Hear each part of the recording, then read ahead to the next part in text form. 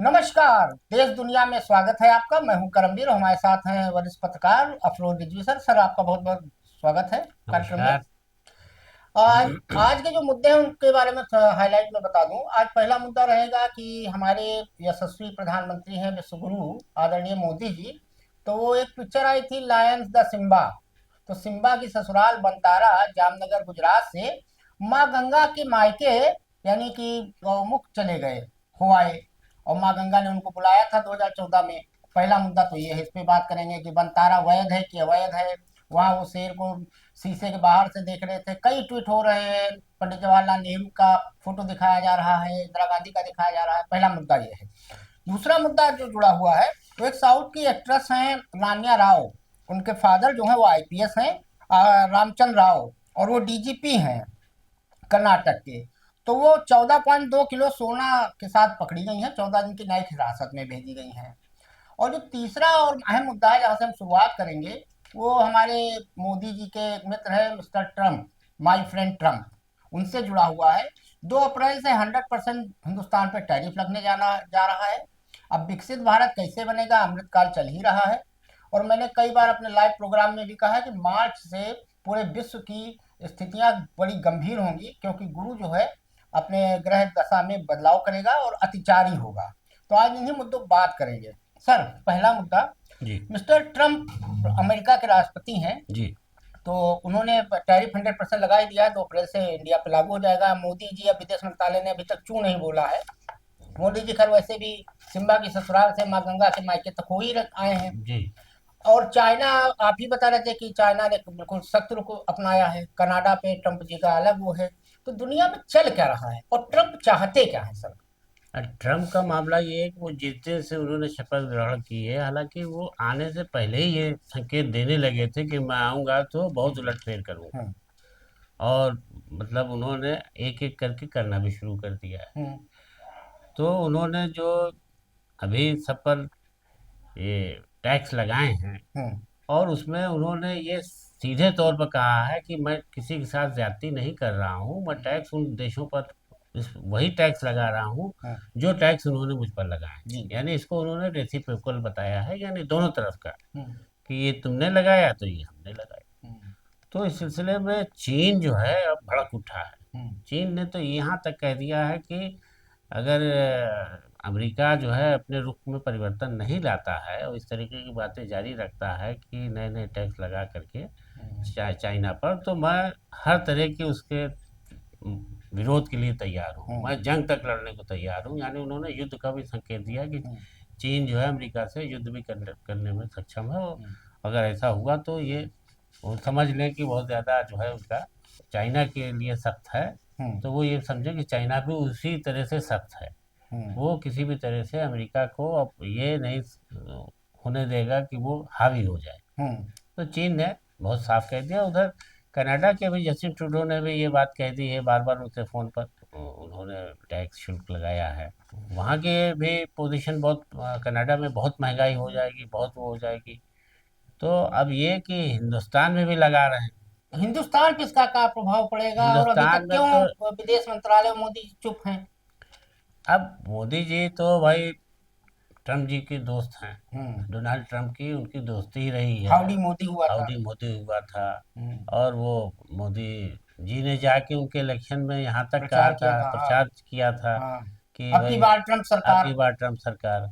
तो ट्रम्प उसके बावजूद इतना जो है भारत के लिए अपना नकारात्मक रुख दिखाते चले जा रहे हैं। और उन्होंने मतलब कई और बातें इससे पहले हो चुकी हैं कि उन्होंने वहाँ जो रह रहे थे, यहाँ के भारतीय बगैर वीजे के जो हम्म। छिप छिप के रह रहे थे, उन हम्म। लोगों को जो भेजा है, उन लोगों के खिलाफ जो एक्शन लिया है, हम्म। भारत ने वो उस तब भी नहीं बोला। हम्म। अब ये कि जो नए शुल्क लगने जा रहे हैं उसमें भारत नहीं बोल रहा है, लेकिन यहाँ के लोगों को बहुत दिक्कतों का सामना करना पड़ रहा सर, दूसरा मुद्दा जो कल से ही मीडिया में घूम रहा है, हमारे मोदी जी गए थे शुक्रवार को जहाने खुसरो में शामिल हुए। शनिवार को उन्होंने ट्वीट किया, संडे को सोमनाथ गए, मंडे को वहाँ गए, सफारी गए। और उसके बाद उन्होंने एक रिलायंस कंपनी का एक वो है रिजॉर्ट, रिजॉर्ट क्या कहें उसको, आप कह लें कि मुकेश अंबानी जी के छोटे बेटे हैं अनंत अंबानी जी। जी जी। उन्होंने एक वनतारा करके रेस्क्यू सेंटर खोल रखा है जानवरों के लिए, हम्म। और वो 3000 एकड़ जमीन है वन्य जो, जीवों के हाँ संरक्षण के लिए। हाँ खोला है। और वो 3000 हम्म। एकड़ जमीन रिलायंस रिफाइनरी से जस्ट सटी हुई है जामनगर में, और वो हम्म। दिया गया था पेड़ लगाने के लिए, 97 जी में वो जी जी बना था। जी। अब उस पर सवाल उठ रहे हैं, हम्म। सवाल जो उठ रहे हैं हम्म। वो ये उठ रहे हैं कि आदरणीय मोदी जी ने कल उसका उद्घाटन किया, अभी एक हफ्ता पहले ही हम्म। उस वन्य जीव संरक्षण केंद्र को अवार्ड भी, राष्ट्रीय अवार्ड भी दिया गया है। जी। और उस पर अब सवाल ये उठ रहे हैं कि आखिर जब मोदी जी जान रहे हैं कि इस देश में कुछ पशु और पक्षी ऐसे हैं जिनको आप अवैध रूप से नहीं रख सकते हैं, जी जी तो जी। वहां क्यों गए? दूसरा, हम्म। सचिन तेंदुलकर जी भी गए, हाँ भारत रत्न है हमारे, कई हाँ प्रचार करते हैं क्रीम हाँ पाउडर बिस्कुट हाँ। फलाना धमाका के। और उसमें हमने पढ़ा तो उसमें जो इस एक्ट का दुरुपयोग करेगा उसे 3 से 7 साल की सजा है और 10 से 25 हजार रुपए तक का जुर्माना है, पालने जाहिर पर या उसको अवैध रूप से रखने पर, और ये गैर जमानती है। अब 19 अप्रैल 2024 की एक आरटीआई है है। जो बंतारा रेस्क्यू सेंटर पर पूछी गई है। जी। उसमें कहा गया है कि बंदर, भालू, बाघ, हाथी, बत्तख, तोता, ऊंट, सांप नहीं पाल सकते हैं आप, और ये सब हम्म। वहाँ पले हुए हैं। लगभग 4700 प्रजाति के हैं वहाँ पर, हम्म। बताया जा रहा है 200 लगभग हाथी हैं। हम्म। और अभी आज ही मैं सुबह देख रहा था तो रिलायंस ने 1100 कर्मचारियों को अपने हटा दिया है जियो के। अच्छा। मतलब तोता, बत्तख, मैना और सांप, भालू पालने के लिए तो उनके पास है पैसा, लेकिन 1100 कर्मचारियों को नौकरी का तनख्वाह देने का पैसा नहीं है। मुझे याद है जब अनंत अंबानी की शादी थी तो उसके कार्ड में भी इस रेस्क्यू सेंटर का बहुत अच्छा चित्र था, हम्म। वो लगाया गया था। और उस समय जितने चैनल वाले थे उसमें एक राहुल कंवर है आज तक के, जी तो हाँ, मुझे राहुल याद कंवर आया जी, कि हाँ। वो हाथियों का लड्डू तक खाए थे, इसे इसे मतलब कमाल कमाल का काम हुआ है, तो हाथी का लड्डू भी खाए थे, कह रहे थे बहुत वेरी टेस्टी वेरी टेस्टी। अच्छा। और इसको राष्ट्रीय स्तर का प्राणी मित्र अवार्ड दिया गया और ये पशु कल्याण बोर्ड ने दिया। और अभी कल ही गुजरात विधानसभा में एक सवाल के जवाब में बताया गया कि 286 शेर पिछले 2 साल में मर चुके हैं और 456 चीते। अब मुझे नहीं समझ में आ रहा है, अगर ये रेस्क्यू सेंटर है और जो पशु पक्षी हैं जो दुर्लभ हैं या बीमार हैं उनके लिए है, तो ये 286 शेर और 456 चीते जो मर गए गुजरात में, इनके लिए क्यों नहीं रेस्क्यू किया वनतारा ने? ये बहुत बड़ा महत्वपूर्ण सवाल है। अब इसके बारे में आप क्या सोचते हैं सर? अब देखिए, जहाँ तक प्रधानमंत्री जी की बात है और अंबानी घराने की बात है, हम्म। तो अंबानी घराना इस वक्त देश में जो है भाई, एक तरीके से मान लिया जाए कि वो देश का मुखिया टाइप का है, हाँ, दो ही है, मालिक। अडानी अंबानी। जो अडानी और अंबानी, हम्म। तो प्रधानमंत्री जी से पूरा परिवार इतना करीब है जी। कि अगर उनके बेटे की खुशी है हम्म। कि वो वनताड़ा में आए वहाँ पर, और चिड़ियाघर जो रेस्क्यू सेंटर। रेस्क्यू सेंटर बनाया है, तो वो इसलिए थोड़ी गए थे कि वो वहाँ पर वो कोई देश का विकास का काम करने गए। हम्म। वो तो इसलिए गए कि भाई चलो ठीक है, अब बुला रहा है लड़का तो चलो वहाँ बाकायदा पर। वहाँ उन्होंने निरीक्षण किया, ओपीडी सेंटर घूमे, वहाँ का ऑपरेशन से थिएटर घूमे। तो अगर रेस्क्यू सेंटर है और अगर वो उसमें बताया जा रहा है कि ऐसे पशु पक्षियों को लाया जाता है जो बीमार हैं या घायल हैं, तो लाजमी बात है कुछ मरते भी होंगे। उनकी कोई जानकारी आज तक नहीं मिली उस बंटारा से। हाँ, उसमें कुछ कहीं ये भी मैंने पढ़ा है उसमें कि वहाँ से जो है उनके अंगों की तस्करी हो रही है। हाँ, इसके बारे में कहीं कोई नहीं पूछा। मेनका हाँ गांधी जिनके बारे में कहा जाता है हाँ। पशुओं की सबसे बड़ी प्रेमी है। मैं यही यहाँ कहने वाला था कि छोटे आदमी के लिए कानून है। हम्म। अब इतना बड़ा वो अवैध जमीन पर जो रिफाइनरी की जमीन है, हम्म। उस पर वृक्षारोपण के लिए गया और था। रिफाइनरी से सटी जमीन है, कुछ हाँ, अगर अभी अगर ईश्वर बड़ा ना करे कोई हाँ, अभी कोई हादसा हो जाए हादसा हो रिफाइनरी जाए तो में, बहुत बड़ा हादसा होगा। तो फिर ये जीव सब जल जंतु के राख बचेंगे? राख हो जाएंगे, सब जल के। हमको याद है अभी आपने सर कहा कि छोटे लोगों के लिए कानून होता है, मुझे याद है पिछले साल उत्तर प्रदेश में अमेठी के एक आरिफ थे, उनको एक घायल सारस मिला था, आपको याद हाँ आ हाँ गया हाँ। हो। अखिलेश घायल। यादव जी ने हाँ हाँ। उनसे मुलाकात वगैरह घायल की थी, सारस वाला, हाँ। उनके खिलाफ एफआईआर हो गई थी, उनको मतलब जेल भी भेज दिया जी गया था। जी जी। तो एक आदमी सारस पाल रहा है जो थोड़ा कम पैसे वाला है या हाँ कम पावर वाला हाँ है, हाँ। और अनंत अंबानी के यहाँ प्रधानमंत्री मोदी जा रहे हैं, सचिन तेंदुलकर जा रहे हैं। यही अनंत अंबानी मुझे याद है अभी कुंभ में आए थे तो स्वामी अवधेशानंद जी, रामदेव जी उनको नहला रहे थे। मतलब ये देश में हो क्या रहा, तुलसीदास ने एक लाइन लिखी है रामचरितमानस में, समरथ को नहीं दोष गोसाई। समृद्ध को नहीं दोस्त गोसाई। अभी हम आप एक तोता पाल लें, सांप पाल लें, कछुआ पाल लें, तो हमको आपको उठा के जेल में बंद कर दिया जाएगा, मेनका गांधी की एक चिट्ठी लिखी जाए। तो ये जब अवैध रूप से अगर बना है तो पशु कल्याण बोर्ड भारत का क्या कर रहा है इसमें? अब भारत सरकार के वन मंत्रालय, वन मंत्री को इसको देखना चाहिए कि इसका लाइसेंस है कि नहीं, और लाइसेंस नहीं है उसका सर। और जमीन जो है वो किसकी थी, वो किस पर है, वो कैसे संचालित हो रही, नियमों का पालन हो रहा है कि नहीं। जब लाइसेंस नहीं है तो नियमों का वो पालन क्या आरटीआई से होगा? जवाब मिला है कि उसका कोई लाइसेंस नहीं है। कोई नहीं। जी। तो अब यही इसमें यही है कि भाई मोदी जी, प्रधानमंत्री जी अंबानी घराने के इतने करीब हैं कि वो इसको अनदेखी करके वहाँ पहुँच गए। तो अब तरह तरह की जो चर्चाएं हो रही हैं वो होती रहती हैं, ऐसे तमाम मामले आते रहते हैं जिसमें लोग कहा करते हैं और वो प्रधानमंत्री जी अपना जो है निकल लेते हैं। अच्छा, मुझे बहुत अच्छा आपने याद दिलाया। वो हमारे उत्तर प्रदेश के एक यशस्वी मुख्यमंत्री हैं योगी आदित्यनाथ जी, हर मामले में बोलते हैं। जी जी तो जी। उनको चाहिए एक ऑफर दें वो बनतारा को कि हम्म। यूपी में जो गोवंश है हाँ हाँ चुट्टा हाँ गाय हाँ। फसलों को नष्ट कर रही है या जी हाँ, लोगों को एक्सीडेंट कर रहे हैं, तो उनके लिए भी अनंत अंबानी एक यूपी में खुलवा दें खुलवा दे। हाँ सही बात है, यहाँ पर भी उसका जो संरक्षण हो। या वही ले जाएं गुजरात। वहीं ले जाए। अभी मुझे कल कोई बता रहा था हिंदुस्तान में सफेद भालू दुर्लभ है, दुर्लभतम है। दुर्लभ तक। सिर्फ दो हैं, वो भी छत्तीसगढ़ में है। उनको भी रेस्क्यू करके बंतारा ला रहे हैं। जब आप खुद कह रहे हो कि मैं केवल बीमार पशु पक्षियों के लिए मैंने ये सेंटर खोला है, तो उनको क्यों ला रहे हो? यानी कि आप अमीरों के लिए आरामगाह बना रहे हो। उसके आड़ में वो ये कि हम बीमार पशु पक्षियों का यहाँ पर देखभाल करेंगे, वन संरक्षण करेंगे उसका, उसमें जी। वन जीवों का। तो अब ये कि उस भालुओं को लाने के क्या औचित्य है, ये और तो नहीं सफेद समझ में भालू आता। भी। सफेद भालू को यानी आप सीधे सीधे उसको एक डिक्लेयर्ड चिड़ियाघर बना के चल रहे हैं। और चूंकि भाजपा शासित छत्तीसगढ़ है, हाँ। तो वहां से बड़े आसानी अब से ये ला तो बहुत सकते हैं। दुख की बात है कि वन जीव के मामलों में छोटे लोगों पर कार्रवाई हो हाँ, जाती है, सारस वाले में हुई। और बड़े बड़े लोग बैठे रह जाते हैं। अरे नहीं, इसके अलावा भी पशु पक्षी में हमने देखा है, अखबारों में तमाम खबरें आती हैं इन लोगों के। असम से पता नहीं कितने सैकड़ों हाथी बुला लिए गए। हाँ हेमंत बिस्वा शर्मा की सरकार है, भाजपा की सरकार है, हाँ। कोई दिक्कत नहीं है। अब देखिए, मामला है कि हमारे देश के अंदर एक ही यही उद्योगपति का एक भवन बचाने के लिए वक्फ एक्ट में तब्दीली की बात तक हम्म। शुरू हो गई कि उनका भवन है जहाँ। अंटालिया बचाने के लिए, हाँ वो भी इन्हीं का है, हाँ मुकेश अंबानी जी का है। हाँ। तो वो वक्त की जमीन पर बताया जाने लगा। मुझे याद है कि वो पार्लियामेंट में मैं सुन रहा था, तो एक नेता ने कहा कि अरे जी। वो तो एक उद्योगपति पूंजीपति के भवन को, मकान को बचाने के लिए ये कानून लाया जा रहा है। मैंने सर सुबह बात की, एक भाजपा के वरिष्ठ नेता हैं, पूर्व मंत्री रहे केंद्र सरकार में, अब वो नहीं है। तो उन्होंने बताया ये खेल इसलिए किया मोदी जी ने जो गए बंतारा, कि अभी तक रसिया से हम $70 प्रति बैरल कच्चा तेल आयात कर रहे थे। अभी जब मोदी जी गए थे अमेरिका 56 इंची का सीना लेके, जब उनको ट्रंप जी उल्टा सीधा कह रहे थे, टैरिफ माफिया कह रहे थे, तो इन्होंने अमेरिका से संधि की $73 प्रति बैरल अब वो तेल लेंगे। हम्म। अब चूंकि रिलायंस की जो रिफाइनरी जामनगर में है, तो वो कंपनी है, वो किसी से भी तेल ले सकती है, वो रसिया से भी ले सकती है, अमेरिका से भी ले सकती है।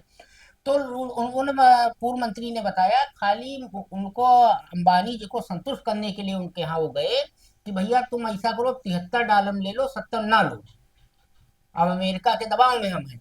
तो इससे आपको क्या लगना है आने वाले कुछ महीनों में जो भारत का ग्रोथ रेट है, जो जैसा मोदी जी बताते हैं या हमारी वित्त मंत्री सीतारमण जी बताती हैं, जीडीपी इतना जा रहा है, विकसित भारत हो रहा है, आम आदमी पर क्या प्रभाव पड़ेगा सर? बहुत विपरीत प्रभाव पड़ेगा। देखिए, मैंने अभी आपसे शुरू में ये बात कही कि जो कि बड़े घराने से प्रधानमंत्री के बहुत गहरे ताल्लुकात हैं, जी। और वो उनके लिए कुछ भी करते रहने। इससे पहले भी ये बात उठी थी कि अपने खास लोगों को राहुल गांधी ने इस पर चिल्ला चिल्ला के कहा था, उनको काम दिलाने के लिए, ठेका दिलाने के लिए हम्म। प्रधानमंत्री जी हम्म। विदेशों का दौरा करते हैं।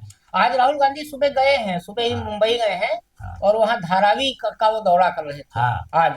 तो और धारावी अडानी के लिए नाक का बाल है। नाक का बाल है, और वो इतना बड़ा वो है धारावी का मामला। वो मतलब मेरा ख्याल है कि वो अभी तक बॉम्बे की सबसे बड़ी, समझ लीजिए, वो टाउनशिप है, वहाँ पर बहुत बड़ी। लोग, मैंने तो उसको देखा है धारावी में जा करके, बहुत दूर फैली हुई है। कई हजार कई करोड़ का हजार वारा करोड़ न्यारा का होगा वारा उसमें, न्यारा होता बहुत है। बड़ा हाँ, वो है। बहुत बड़ा होता है। सर एक मामला आया है, साउथ की एक्ट्रेस हैं जी रानिया राव, जी। उनके रानिया राव। फादर आईपीएस ऑफिसर है, हम्म। रामचंद्र राव पुलिस हम्म। महानिदेशक है कर्नाटक में। हम्म।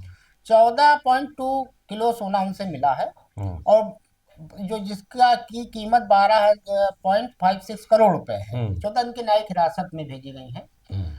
इसको आप कैसे देख रहे हैं? पिछले कुछ दिनों में देखा होगा आपने भी, कल परसों ही झांसी में 90 किलो चांदी की सिल्ली बरामद हुई थी ट्रेन से, कहीं गांजा पकड़ा जा रहा है, कहीं चरस पकड़ा जा रहा है। अभी अमौसी एयरपोर्ट पे भी सोना बरामद हुआ है 2 दिन के अंदर ही। तो ये देश में हो क्या रहा है? सोना चांदी की तस्करी बढ़ गई है और मादक द्रव्यों की बढ़ गई है। अंतरराष्ट्रीय स्तर पे इसका क्या प्रभाव पड़ेगा सर?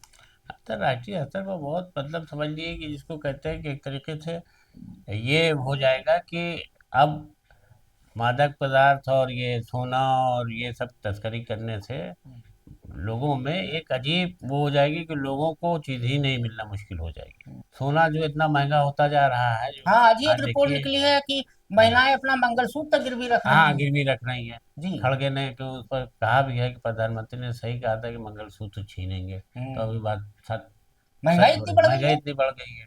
तो अब ये जो अभी तस्करी का मामला पकड़ा गया है, बताइए कि अभी इससे पहले देखिए तमाम आईएएस के यहाँ इतने बड़े बड़े, मतलब कई किलो सोना और भ्रष्टाचार के मामलों में हम्म। इनकम टैक्स ने इसने उसने छापे मार के पकड़े। तो हम्म। अभी देखिए कि ये तो एक मामला है कि जो रानिया राव की तरह पकड़ ली गई सिर्फ इसलिए कि इसमें उस एजेंसी को शक हो गया था जो निगाह रख रही थी, इंटेलिजेंस, कि हम्म। इसका मूवमेंट साल भर में 30 बार 30 बार दुबई गई, और 15 दिन में 4 बार। 15 दिन में 4 बार गई। तो ये क्या वजह हो सकती है? तो इस पर निगाह रखी जाने लगी। हम्म। अब निगाह रखी जाने लगी तो वहीं से, दुबई से ही वहां से सिग्नल मिल गया कि माल जा रहा है। तो इनके साथ एक सिपाही चलता था, डीजीपी साहब का हम्म। लगा रखा था। हम्म। तो सिपाही बता देता था कि डीजी साहब की लड़की है, डीजीपी की। तो एयरपोर्ट पे इनकी कोई जांच नहीं होती थी और ये हम्म। चली आती थी, सोना लेके पार कर देती जी। थी। और सुना कि इनको जो है वो इस बार भी यही हो रहा था, इस बार जो पकड़ी गई तो उसमें वहाँ की अथॉरिटी ने कहा कि नहीं, हमें टिप मिली है, हम्म। जांच करेंगे। हम्म। और जांच की तो वो सिपाही बेचारा जो है वो कहते ही रहा कि डीजीपी की बेटी है, बेटी की जांच होगी। तो ये 14.2 किलो हम्म। सोना मिला हम्म। और उसके बाद इनको अरेस्ट कर लिया गया। एक सर। अब जी। डीजीपी ने भी अपना हाथ खींच लिया है। हम्म। और ये वो हाँ, उन्हें अपनी कुर्सी हाँ, बचानी है। हाँ, उन्होंने अपनी सौतेली बेटी कह के किनारा कर लिया और कहा कि भाई वो कानून अपना काम वही करे। लाइन लग गई तुलसीदास वाली, समरथ को नहीं दोष हाँ, दोस्त गोसाई। गोसाई, हाँ। अच्छा सर, एक मामला अभी उत्तर प्रदेश के मुख्यमंत्री आदरणीय योगी जी ने विधानसभा में एक बात कही। पता नहीं सूचना विभाग में कौन से ऐसे उनके सलाहकार हैं जो उनको ऐसे ऐसे दे देते हैं पढ़ने के लिए। अभी पिछले दिनों दे दिया था वो गिद्ध दुद्ध वाला, वो भी एक फेसबुक से पोस्ट से उठाया हुआ था। एक वो योगी जी कह रहे थे कि वहां के नाविकों ने महाकुंभ में इतना करोड़ रुपया कमा लिया। एक महारा परिवार है जिसके बारे में कहा जा रहा है करोड़ों रुपया उसने कमाया, वो हिस्ट्री सीटर है। उसकी माँ खुद बालू का काम करती है। हाँ, पिंटू महारा का नाम आया है जी। इसमें। और हिस्ट्री सीटर है, उसकी हाँ, माँ भी मजबूत रही हाँ, है। उत्तर प्रदेश के मुख्यमंत्री ने बड़ी सराहना की है कि इस मल्लाह परिवार ने जो है, महारा परिवार ने। वो भी अरेल क्षेत्र में सर, जो हाँ, वीवीआईपी एरिया था। क्योंकि महाकुंभ जो लोग ना गए हो दर्शक, उनको मैं बता दूं, महाकुंभ एक अमीरों का था, एक गरीबों का था। हम्म, अमीरों का महाकुंभ जो लगा था अरेल साइड में लगा था। हम्म, और गरीब जो पैदल जनता चल रही थी या जो वहां पे वो कल्पवास करने गए थे, उनके लिए था झूसी साइड। हम्म। अब अरेल में पिंटू महारा का जो परिवार था, ऐसे कई लोग रहे होंगे। 10-10 हजार रुपया एक एक आदमी से लूटा खसोटा है हाँ, नावकिनों ने। लेकिन ये कि ये इस पर कोई नहीं गया, हाँ, बल्कि योगी जी इस पे नहीं बोले कि लूट हाँ, खसोट हुई। लूट लूट खसोट पर तो योगी जी कहीं नहीं बोले, 500 बल्कि से 1-1 हजार रुपया हाँ, मोटरसाइकिल वालों ने वो लिया। सिर्फ यही कहते रहे कि यहाँ पर जिन लोगों ने योगदान किया, सराहनीय योगदान है। अब चूंकि उनको इनाम तो दे नहीं सकते थे ना वो वालों हिस्ट्री को। सीटर है। हाँ, वो हिस्ट्री शीटर है। योगी जी को नहीं पता। योगी जी हाँ, हिस्ट्री सीटरों को बताते हैं यूपी या तो छोड़ के चले गए या हाँ, तो जेल चले गए। हाँ। और उसने इतना रुपया और कमा लिया हिस्ट्री इनके शीटर महाकुंभ की से। तारीफ की, जबकि इसी हिस्ट्री शीटरों को लेकर के ही सपा के सामने जब बहस होती थी तो कहते थे कि मैं हम्म। छोड़ूंगा नहीं, छोड़ूंगा जमीन नहीं, मिट्टी में मिला मिट्टी दूंगा। में मिला दूंगा, जी। खाक में मिला दूंगा एक एक को। जी। और उन्होंने की प्रशंसा की, क्षमता की। विधानसभा में की। तो अब ये जो उनके गले की हड्डी बन जाएगा कि उनको जवाब देना पड़ेगा कि अगर वहां पर ऐसा आपने कहा था तब, तो अब आप प्रशंसा कर रहे हैं उसी अपराधियों की जिनके ऊपर कितने हत्या के मामला चल रहे हैं, वो चल रहे हैं। और वो कोई गरीब परिवार नहीं है, उसकी माँ भी अमीर है, जैसे अमीर बालू है, का उनके पास ठेका है, करोड़ों खनन का काम है। करोड़ों का काम है। तो इस तरीके से अब बहरहाल योगी जी का मामला ये है कि कुंभ कराने के बाद वो बहुत खुश नजर आ रहे हैं। वो चाहते हैं कि कोई बात कोई उठाए ना। हाँ, उनका तो कहना है ना गंगा गंदी हुई ना हाँ, कोई हुक्म में हादसा हुआ। हादसा हुआ। हाँ, तो उन्होंने चिल्ला चिल्ला के भी कहना शुरू कर दिया। जी तो इस तरीके से, लेकिन ये मुद्दा जो है वो अपने आप में इस बात को दर्शाता है कि दोहरी नीति अपनाई जाती जी। तो आज के लिए बस इतना ही। आप अपने कमेंट सुझाव कमेंट बॉक्स में जरूर डालें और हमारा शो कैसा लगता है जरूर बताएं। धन्यवाद।